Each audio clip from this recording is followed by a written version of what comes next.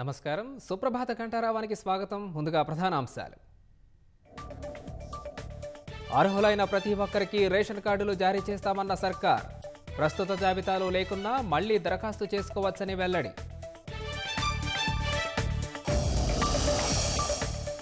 రేపటి నుంచి కాళేశ్వరం కమిషన్ తదుపరి విచారణ గత ప్రభుత్వ పెద్దల్ని ఈ దఫా ప్రశ్నించే అవకాశం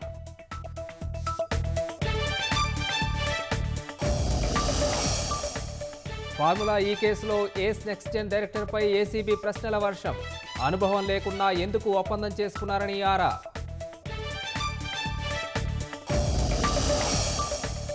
మావోయిస్టు రాష్ట్ర కమిటీ ఇన్ఛార్జ్ దామోదరం మృతిపై అనుమానం చనిపోయారనే విషయాన్ని నిర్ధారించని నిఘా విభాగం